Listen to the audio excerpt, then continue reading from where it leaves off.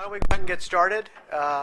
So I'm very pleased today to introduce Dr. Regina Lantin from Texas Children's Hospital, and she's Associate Professor of Pediatrics at Baylor College of Medicine.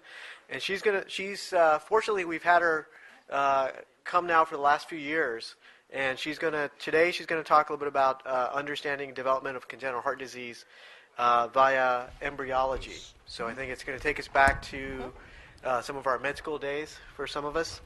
And I also would like to comment that she uses a Mac as well, just like I do. So I think this presentation is going to go very smooth.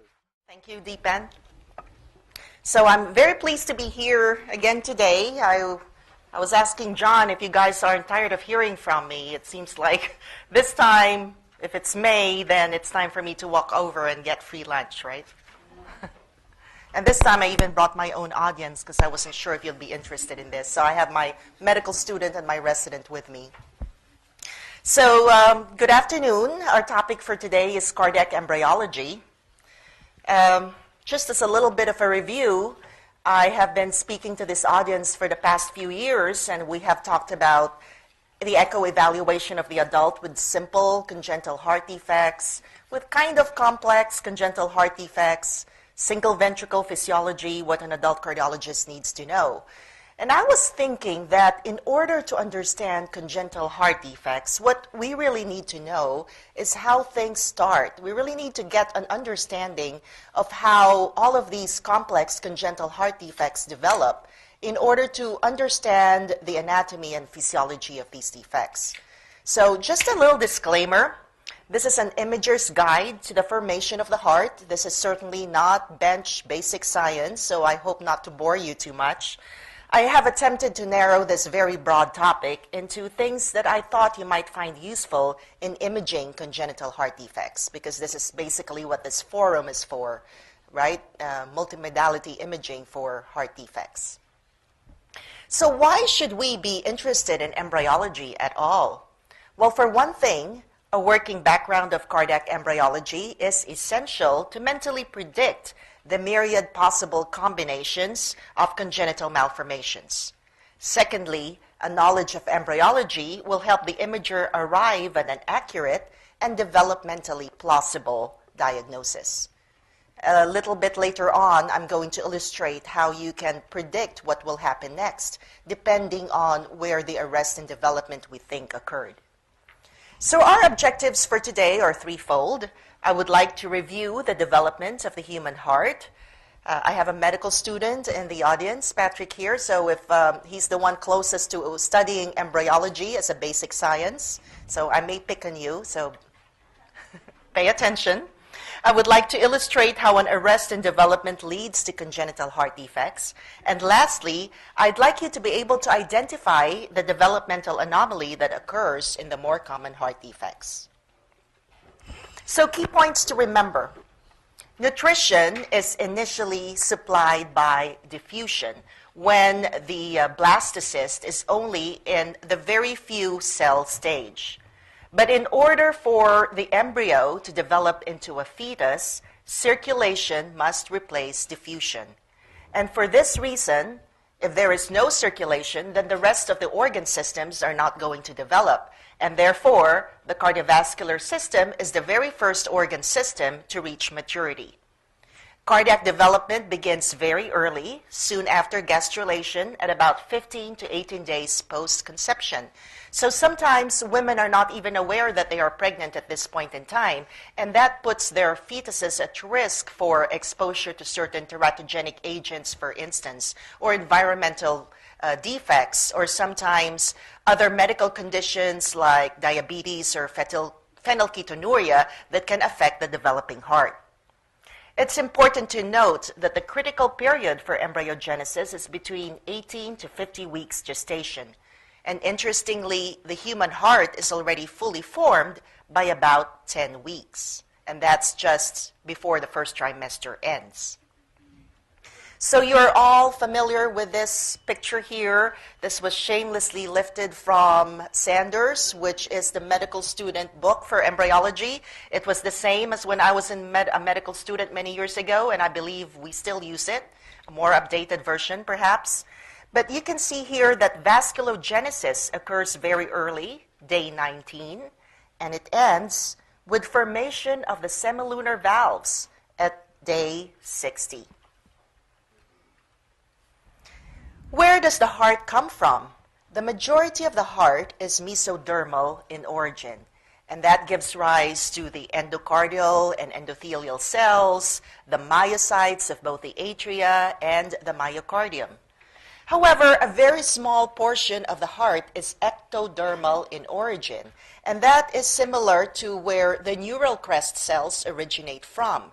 And this is the reason why, I guess there are no pediatricians in the audience except for one, my pediatric resident. That is the reason why conotruncal defects like Tetralogy of Fallot or detransposition of the great arteries may be associated with midline defects like spina bifida. This is because the origin of the neural crest cells, which close off that particular portion of the ventricular septum, has the same origin as the cells that close off your spine. And so when there is a deficiency of neural crest migration, you may end up having conotruncal defects and also end up having spina bifida. An even smaller portion of the heart is endodermal in origin. Now note that all our blood vessels are endodermal. Your systemic veins, for example, your pulmonary arteries in the periphery, your pulmonary veins in the periphery, these are all endodermal structures. Later on, when we discuss the development of total anomalous pulmonary venous return, we will find out that a very small portion of the heart, the posterior portion of the left atrium, where the pulmonary veins that are endodermal in origin coalesce to the back of the left atrium, that is where a small portion of the heart is endodermal in origin. So for cardiology fellows, I know that I gave the same lecture to the cardiology fellows in Baylor a few months ago, and they told me that there are some instances where some of these questions might appear in your board. So I'm hoping that this will be useful to you. The majority of the heart is mesodermal in origin, less from the ectoderm, and even less from the endoderm. How does the heart form? At about 20 days, the mesoderm, induced by endodermal proliferation factors, so there is a lot of interaction between the germ lines, form cardiogenic regions. And like anything else in the human body, there is a right and a left laterality. So when the human heart is developing, we have paired endothelial tubes that coalesce and join into a single endothelial tube, like this. The heart tubes form, and they merge into a single heart tube. So this is what it looks like. For the merger to begin, the fusion begins cranially in the part where the head is at about week 3, and then the lower portions or the caudal regions merge, and the heart becomes a continuous expanded tube that receives venous drainage from below, from its caudal pole, and pumps blood anteriorly and superiorly from its cephalic pole when the first aortic arch develops. So this is the human embryo at about 19 to 20 days post-conception, a sagittal view.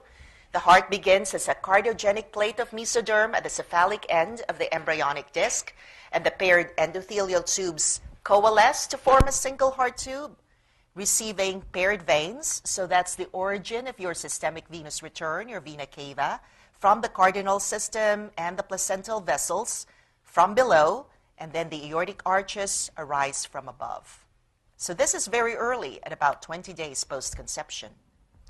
So after formation of your endocardial tube, various bulbous constrictions occur within the heart tube to demarcate different portions of the developing heart. Here we see that there is a constriction that separates the sinus venosus to the primitive atria. The primitive atria will give rise to both your right and left atrial appendages. The primitive ventricle, which will give rise to the left ventricle. The bulbus cordis, which will give rise to the majority of the right ventricle, and the truncus arteriosus, which we will see later on, will divide into the pulmonary artery and the aorta. So it is all one continuous trunk, one continuous tube. But unfortunately, or fortunately, okay, so I just outlined this for those who are interested. The fellows might want to pay attention. This may show up in your boards. These are the primitive segments, and this is what they give rise to as the heart matures.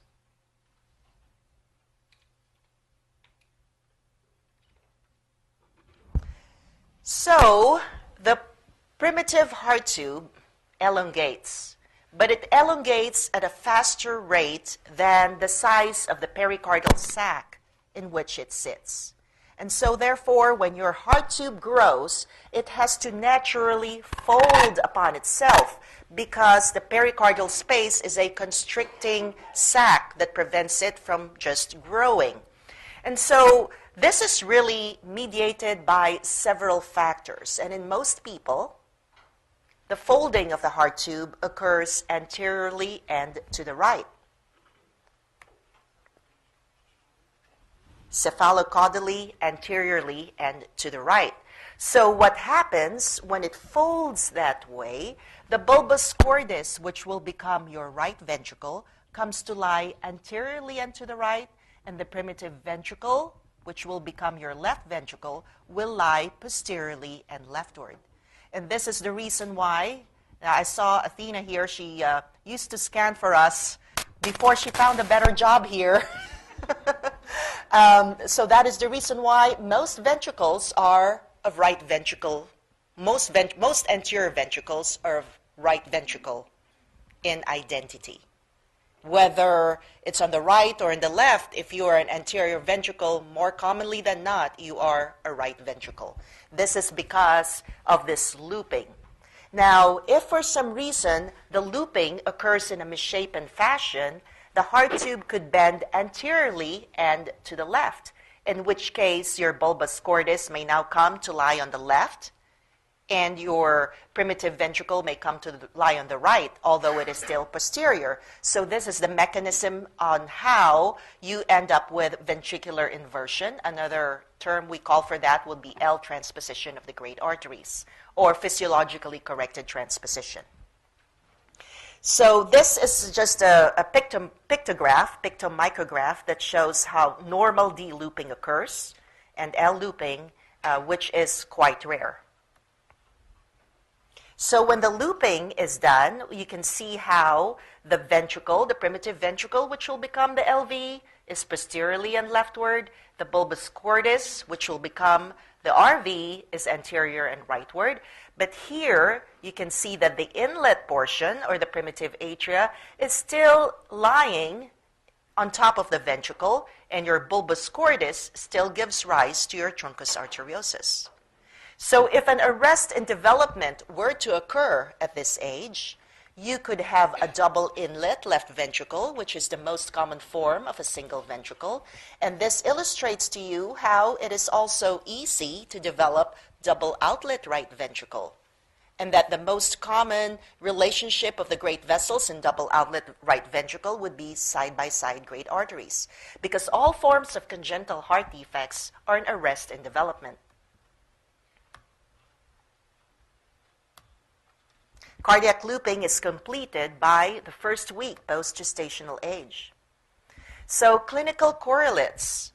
If the truncus arteriosus does not divide into the pulmonary artery in the aorta, then the baby is born with truncus arteriosus, an arrest in development. I hope you understand how a double outlet right ventricle can occur. It is an arrest in development. Because the primitive ventricle and the primitive bulbus cordis are all part of a single heart tube, ventricular septal defects are very common because it was all one continuous tube to begin with. You can also understand how ventricular inversion or L-looping of the ventricles can occur when there is faulty looping. Instead of the heart tube folding anteriorly and to the right, it does so in the opposite fashion. And sometimes a normal variant of bilateral SVCs can occur because the left SVC just didn't regress. So now, just continuing on with the development of the heart, note that the primitive ventricle is now in line with the primitive atria. And the ventricles actually will develop as outpouchings of the primitive ventricle and the bulbus cordis in the direction of the arrows here. So the formation of the ventricular septum is really a very complex phenomenon. Well, first of all, the ventricles will grow by pushing out towards the apex of both the bulbus cordis and the primitive ventricle. And so sometimes in cases where there is not enough blood flow, it's actually the vasculogenesis in the blood flow that encourages this outward outpouching of your ventricles. So when there is no blood flow, for example, through the left ventricle for one reason or the other, you end up having hypoplastic left heart. And the same can happen if there is not enough blood flow going through the bulbus cordis. You end up with a hypoplastic right ventricle. I think we talked about that last year. And also, LV non-compaction also occurs because of this phenomenon, this previous phenomenon here. You can see how this, how a compacted left ventricle can look like this. It may have a cavity, but then it would be dysfunctional because it just didn't develop the way that it should. So, formation of the cardiac chambers, the trabeculated portion will determine the growth of the ventricles here. And you can see how you have both outlets coming out of your bulbus cordis and your inlets attached to your primitive ventricle. And this is the interventricular communication. So you may hear some of us who take care of structural heart disease or congenital heart disease, we may refer to this as a bulboventricular foramen, as a salute to how the origins of the ventricular septal defect is, because it really was a communication between the bulbus cordis and the primitive ventricle. So clinical correlates. If the original lumen of the primitive cardiac tube persists, with the crest of the native interventricular septum not fusing with a spiral septum, we'll talk about that later, you may end up with the most common form of ventricular septal defect we call perimembranous defects. See, the perimembranous septum is it is actually a membranous septum. We call it perimembranous because sometimes the area around it can be included in the deficiency of the defect. But that membranous septum is a very small pinpoint structure where the truncal septum from the truncus arteriosus spirals down, the inlet septum from the AV canal spirals up, the neural crest cells move and migrate to close off that hole, and then of course the crest of the native interventricular septum or the bulboventricular foramen. So where all of these things attach together at a single point in time, that's where the membranous defect is. And that's the reason why it is the most common form of ventricular septal defect, because it is the last to close. Because everything needs to come together. If you think of it in 3D, you know, traveling in different directions, that small portion now closes up. Cell death in the trabecular outpouching results in muscular ventricular septal defects. It really has, this is the only type of VSD that has a different mechanism than an arrest in development. And of course, an arrest in myocardial development can result in LV non-compaction, as we had discussed earlier. Now, how about septation of the great vessels, or septation of the truncus? In its simplest form, the truncus arteriosus is just a continuous tube, right? It was just part of the heart tube in the beginning. And then walls develop as inpouchings within the lumen of this heart tube and divide that area of the truncus arteriosus into an anterior portion and a posterior portion. It's just a simple wall. But while this is happening, there is differential growth in the outside of the heart, which I'm going to be illustrating later on. And this differential growth is actually responsible for the twisting and turning of the truncus arteriosus as it develops. So that is the reason why in the primitive heart of double outlet right ventricle, for example, the most common relationship of the great vessels would be D malpost, meaning the aorta is anterior, the pulmonary artery is posterior. That is because that is the most primitive interrelationship between the aorta and the pulmonary artery. In the adult, what's the relationship between the aorta and the PA? PA is anterior, right? And aorta is posterior. But that's not how it is embryologically. So there must be some mechanism in place to bring the primitive heart into the mature heart formation. So congenital heart disease really can be predicted on the basis of where the arrest in development occurs. So because of the looping, the septating arterial trunk, by septating I mean that in-pouching within the lateral tube is dragged and twisted over to the right. So they lose the relationship of the aorta and the pulmonary artery with the aorta anterior is lost during this spiraling motion. And so as a result, the ascending aorta comes to lie to the right of the pulmonary artery. So this is also a semi-primitive relationship of the great vessels, the side-by-side configuration that we sometimes see in double outlet right ventricle, or we sometimes see it in detransposition also, when the great vessels are side-by-side. But again, this is just an arrest in development. But when that happens, when the truncus is dragged over to the right, the looping brings the trunk closer to the developing AV canal. Do you already see that relationship? That is the beginning of your mitral aortic fibrous continuity, which is a characteristic of your left ventricle. And I'll show you later on how that happens. So when you are left with this, you have a double outlet right ventricle with side-by-side great arteries, aorta to the right. The aorta is now remote to the primitive ventricle, which will become the left ventricle.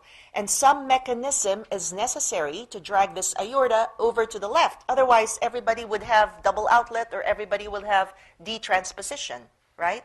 But you know that that is infinitely more rare than the normal heart. See, in this room, I guess nobody here has double outlet, right? At least I don't think so. Maybe there is, right? Because I was just in clinic with these two young doctors today, and they were just remarking to me how sometimes we can tell whether kids are single ventricles or not. So that's our goal, is that no matter how complex their congenital heart defect, our goal is for them to mimic the normal as much as possible. Not always possible, but we try our best. That's our goal here. So how does that aorta, which is way over to the right and remote to the left ventricle, how does it get dragged over to the left ventricle? And the answer is differential growth. Okay, what does that mean?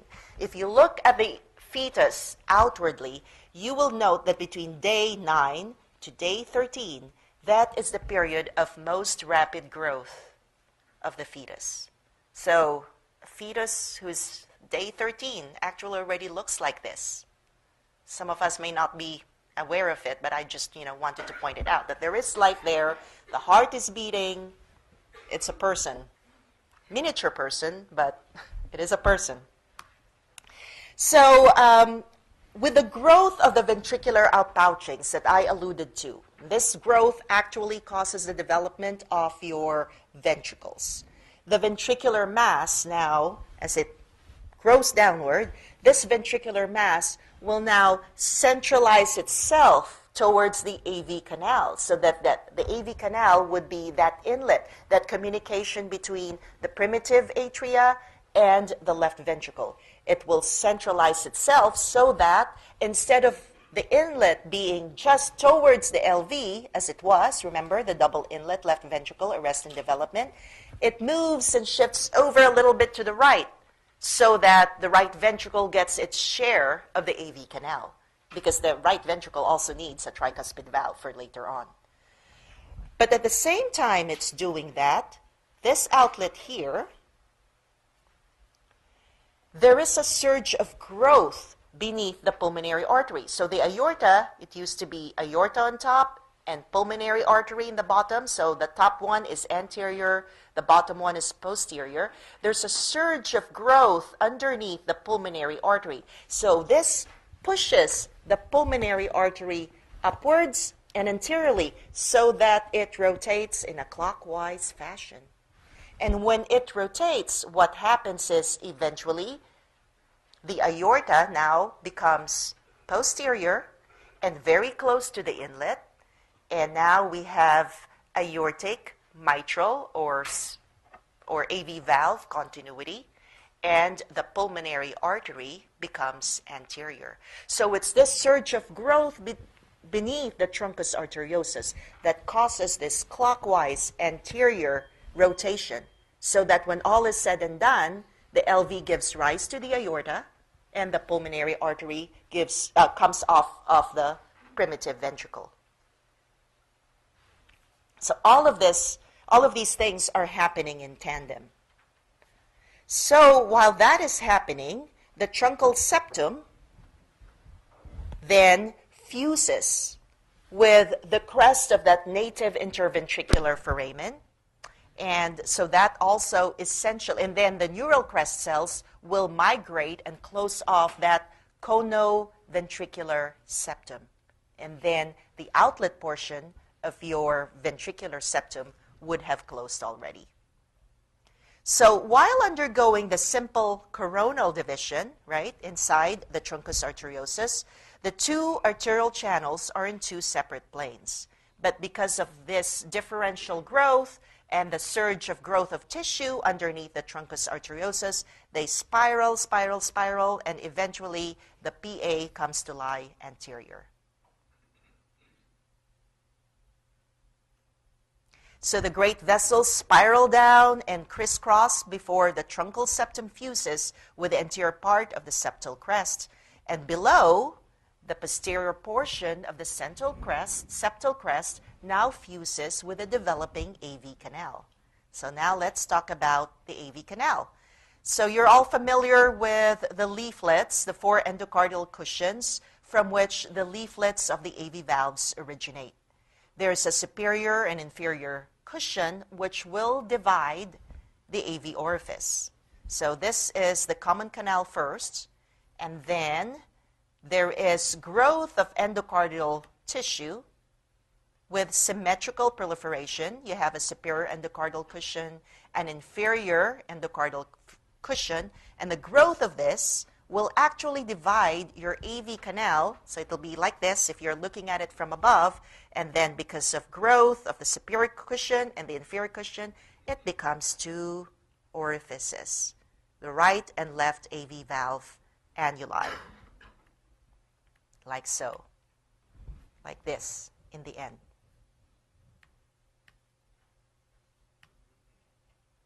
How do the AV valves form? We have a saying, in fetal cardiology, no flow, no grow. Because blood flow is very important in how the heart develops. And more so with how the AV valve develops, because they really develop through a process that is very similar to erosion. The AV valve tissue is eroded in order for it to develop into true AV valves, along with their papillary muscles and their chordae tendineae. So blood flow will actually stimulate the development of these AV valves. So if for some reason your left ventricle is not seeing enough blood flow, for those of you who are familiar with fetal circulation, there is a patent foramen ovale that is supposed to shunt right to left, right, in fetal circulation. And this right to left shunting through the patent foramen ovale actually determines the amount of blood that the developing left ventricle sees. And so there is a postulate, albeit an old postulate or an old hypothesis, that premature closure of the patent foramen ovale in utero inhibits the amount of blood flow that the developing left ventricle sees. And therefore, the mitral valve, which is supposed to develop by a process of erosion, it doesn't see that. It doesn't see the blood flow that causes the mitral valve to form. And therefore, these patients have mitral atresia, and they develop hypoplastic left heart syndrome. So it's all an arrest in development. The AV valves didn't develop because there was no flow. No flow, no grow. So clinical correlates, an arrest in the erosion of the AV valve apparatus may result in mitral or tricuspid atresia or variations of that. Partial erosion can occur, or maybe there's not enough blood flow going through the ventricles, and you might end up having the various repercussions of mitral or tricuspid stenosis. You could have Schoen syndrome, a parachute mitral valve, foreshortened or tethered chordae, a single or bifid papillary muscle. Well, that's a parachute mitral valve. And so you could have a spectrum of mitral or tricuspid stenosis. And of course, faulty myocardial erosion, we already talked about how this could lead to LV non-compaction. So septation of the ventricles is really coordinated with the formation of the AV valves and septation of the outflow tracts. Three things must come together in time and space: the spiral truncal septum from the truncus arteriosus from above, the fused endocardial cushions from inferiorly and posteriorly, and the original lumen of that septal crest, which will be closed by the traveling neuroectodermal cells. So when these three things come together in time, then your ventricular septum is fully formed. So this doesn't necessarily have to occur in utero. We are all familiar with some VSDs, particularly perimembranous VSDs, that closes within the first year of life. That is certainly very possible because the heart is still continuing to grow even after birth. So clinical correlates: failure of fusion of the septal crest with the truncal spiral septum and the superior endocardial cushion will result in the most common form of VSD we call the perimembranous ventricular septal defect. Incomplete formation of the inferior truncal spiral septum. Now, there's a little bit of technical difficulties here. I'm not supposed to give the answer. You're supposed to give the answer, but I guess they're giving you a break, so the answer is there. All you have to do is read it. The incomplete formation of the inferior truncal spiral septum will result in a conoventricular septal defect. Now, about 3 years ago, I think I talked to you about VSDs. If you would recall, there are different types of VSDs. They're not born equal. Some are worse than others. Some will close up on their own. But conoventricular septal defects, this is the one that's closed off by the migrating neuroectodermal cells. These don't ever close up on their own. And conoventricular septal defects are also known as outlet defects that we see in Tetralogy of Fallot, for example, that we see in some forms of detransposition of the great arteries. Or sometimes it could result in malalignment of the ventricular septum that we see in interrupted aortic arch or coarctation of the aorta. Incomplete formation of the superior endocardial cushion and failure to fuse would result in an inlet VSD. This is commonly seen in children with Down syndrome. It's the AV canal type of ventricular septal defect, very posterior, as opposed to the conoventricular, which is close to the outlets and are very anterior, and the perimembranous defects, which is midway between very anterior and posterior. Cell death in the trabecular septum, really the only one with a different mechanism of not mechanism of action, but mechanism of origin, would be the muscular ventricular septal defect. Meanwhile, while the AV valves are developing, the systemic venous return, like anything else in the heart, develops as lateral right and left paired veins. So everybody in the beginning, everybody has a right cardinal system and a left cardinal system. But while the AV valves develop, the paired sinus venosus lateralizes, becomes asymmetric, and biases towards the right, and the left one actually just regresses. So the left cardinal vein becomes part of the coronary sinus, and there is a ligament that can persist. What do we call that ligament?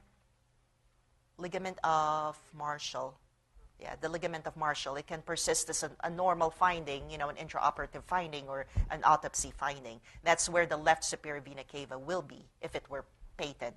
But sometimes people have persistent left superior vena cava that drain into the coronary sinus. And that's the reason why a persistent LSVC commonly drains into the coronary sinus. The reason being that their origin from the left cardinal system, they have the same parent. They both originate from that left cardinal system. So more often than not, one of the first signs, right, Athena? One of the first signs that there might be a persistent LSVC, what do we see in the parasternal long axis view? A dilated CS. And sometimes in adults, imaging may be difficult. We're a little bit spoiled in the pediatric realm. Our windows are much better. But sometimes you don't even see the LSVC, but you say, suspect LSVC because the coronary sinus is big. That's because they both came from the left cardinal system. So if the right sinus horn and the right anterior cardinal vein become the right superior vena cava. The left sinus horn involutes. Most of it involutes anyway. Part of it persists as the coronary sinus or the ligament of Marshall. The left and right anterior cardinal vein becomes the left brachiocephalic vein. These are all, endodermal in origin. And the left anterior cardinal vein could be a persistent LSVC, or it could be the ascending vein in total anomalous pulmonary venous return, or a decompressing vein in mitral atresia. But they all have the same origins from the left cardinal system. So we have a few minutes more. I alluded to earlier that the majority of the heart comes from which germline? Mesoderm. But a small portion comes from the ectoderm and the endoderm. As opposed to the blood vessels, the systemic veins and the pulmonary veins, those are all endodermal in origin. Now, the normal development of the pulmonary venous system involves creating a communication at about 32 days between the mesodermal common atrium and the endodermal pulmonary venous complex. Once that communication occurs, then the other communication of your endodermal pulmonary veins that it has with the other endodermal vessels just break away. So think of it as the endoderm being, let's say, a girl or a woman, and the mesoderm being a male or a man, right? So the woman has her own family, the other endodermal vessels, the other systemic veins, the other pulmonary arteries in the periphery. The mesoderm is just related to the heart, the atria, the ventricles, and everything else that we had talked about. But when the endoderm and the mesoderm meet and they get married, just like what it says in the Bible, and you cling to your wife and you forget about your family. So that's exactly what the pulmonary venous plexus does. It just disregards all of the previous communications that it had with the other endodermal systemic vessels because it already attached to the mesoderm, the atria. So what happens if that previous communication did not happen? So here we have the endodermal pulmonary veins, the left carotid or left cardinal system here with the other pulmonary veins. These are all endodermal in origin. The part of the primitive atria here is mesodermal in origin. Once that common pulmonary vein anastomoses to the mesoderm, sometimes there are still attachments to the endoderm. But once that attachment is complete, all the other endodermal communications regress. It's done. It just cut off all ties. They're done with that. That part of the endoderm now identifies with the heart instead of identifying with the peripheral circulation. But what happens when that attachment does not occur? And that's when you have total anomalous pulmonary venous return. For those of you who have seen total anomalous pulmonary venous return, where do the pulmonary veins drain, if not to the left atrium? By anomalous, we mean it's not draining where it's supposed to be, right? Pulmonary veins are supposed to drain into the LA. But when you have total anomalous pulmonary venous return, those pulmonary veins will drain where? They could have an ascending vein through the innominate vein, through the right superior vena cava, and drain to the heart that way. Well, guess what? That innominate vein and right superior vena cava, those are endodermal structures, right? Where else can they drain? That's supracardiac to APVR. You could have infracardiac to APVR, where your pulmonary veins, that confluence now, drains into the portal system, the inferior vena cava, and that's how it finds its way to the heart. Well, guess what? That portal system and the hepatic veins and the inferior vena cava, they're what origin again? What germline? Endodermal. So that's what I mean by the fact that if that communication between the primitive atria and the endodermal pulmonary veins, if that doesn't occur, then you end up having total anomalous pulmonary venous return. So clinical correlates, early atresia of the common pulmonary vein will result in TAPVR, total anomalous pulmonary venous return. When only one side of the splanchnic vitelline system becomes atretic, it could be partial, or sometimes it actually is a misnomer to call it PAPVR because sometimes it's just a displacement of the primum septum, which we sometimes see in heterotaxy, or sometimes there could be incomplete incorporation of the common pulmonary vein to the left atrium, and instead of having TAPVR, you end up having cor triatriatum sinister. Right? Do you know the two kinds of cor triatriatum? Sinister is on the left, and it's called sinister because it's sinister. It's bad. It's one of the worst things that can ever happen to a baby. They could get very, very sick.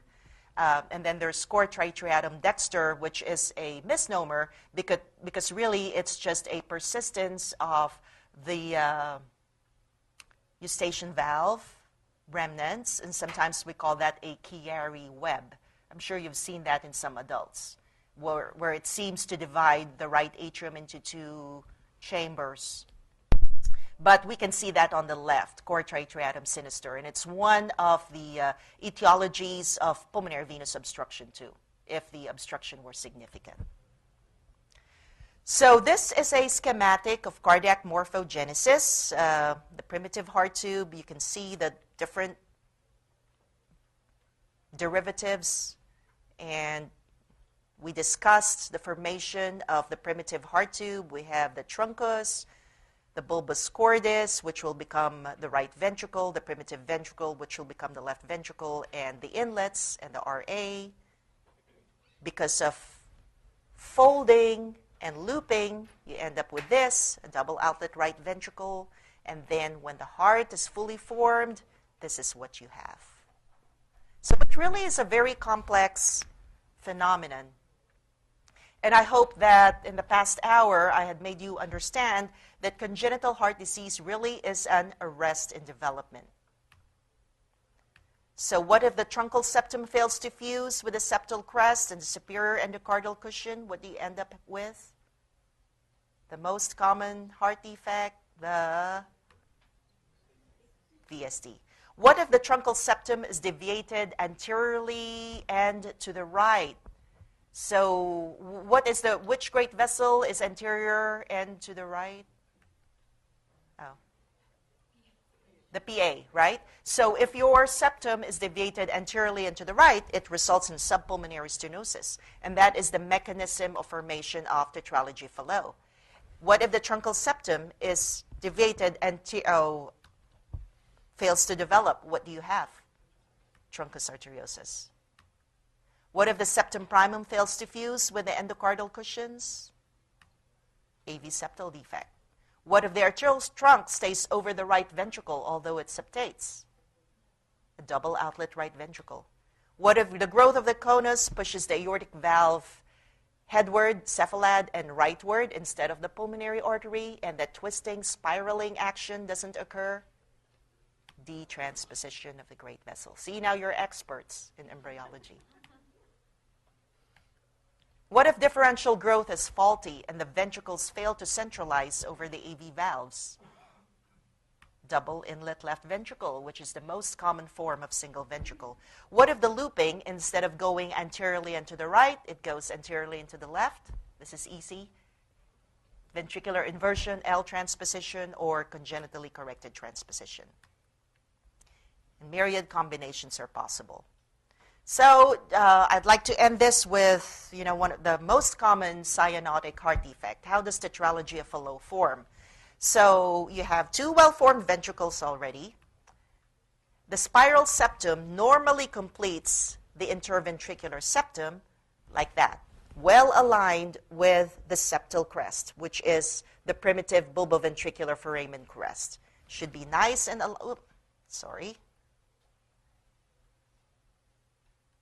should be nice and straight like that. But in Tetralogy of Fallot, the spiral septum comes down to anterior and to the right.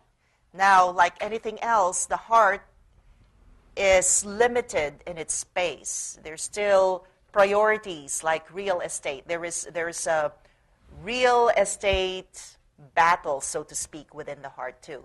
So if the spiral septum comes down and is deviated anteriorly and rightward, it already uses up the space that is supposed to be devoted to the pulmonary artery, right? Because the pulmonary artery sits anterior and to the right. So when that happens, you will develop what? Pulmonary stenosis. So this is how, in Tetralogy of Fallot, the normal alignment does not occur. The spiral septum goes down anteriorly and to the right, and that has 4 consequences.